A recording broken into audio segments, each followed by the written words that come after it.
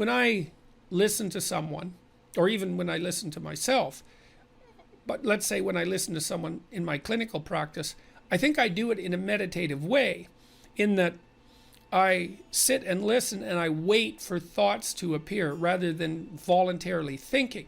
So I clear my mind. I try to keep my agendas off the table, my agendas, whatever they are, except that I want the best for my client in this hour, and the best, say, by their definition and mine, jointly decided, because that's all part of discussion.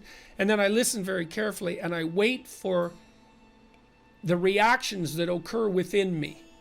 And then I share them. And I think that's a meditative exercise. I think it's different than voluntary thinking. It's like, there's a statement in the New Testament that says, knock and the door will open, ask and you will receive.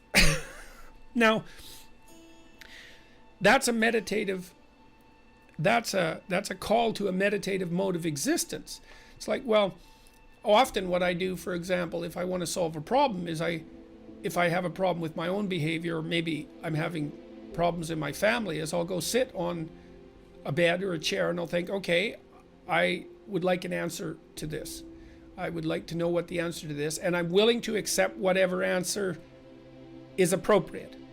And because usually you get an answer that you don't like, right? If it's a real answer, it's not something that you're going to be all that happy about. And then magically, so to speak, an answer appears. And I think that's a meditative practice. And the meditative practice is part to clear your mind of your proximal concerns and to concentrate more deeply on what might be regarded as eternally true, and to open yourself up for a revelation in relationship to what is eternally true. And I found that incredibly effective. And I think that you can live like that.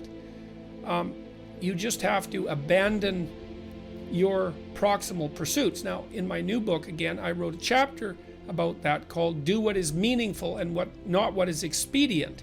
And it's a bit of a meditation on the Sermon on the Mount, I would say, because the essential message in the Sermon on the Mount, which is the foundational document of Western civilization, as far as I'm concerned, essentially, is that you should orient yourself ultimately towards the highest good that you can conceive.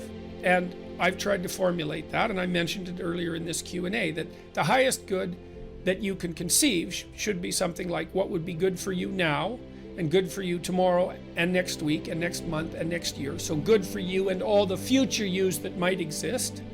And also at the same time, good for your family and good for the community, conceptualized narrowly and broadly, and good now for your family and the community, and then also into the future. So it's something like that. It's a balance of goods that stretches across time.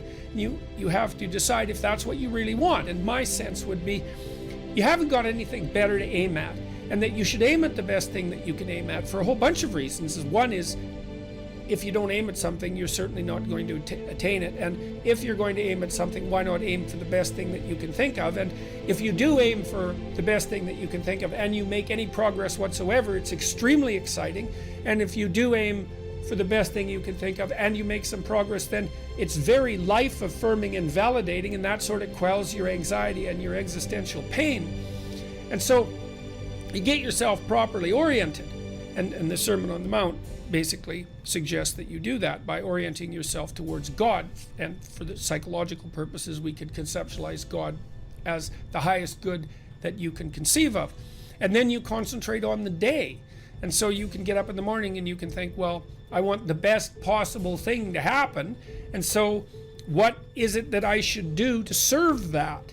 And if you ask that genuinely, and that's in a meditative way, I will say you get an answer to that right away. Now, the problem is that it's usually an answer that involves some kind of sacrifice.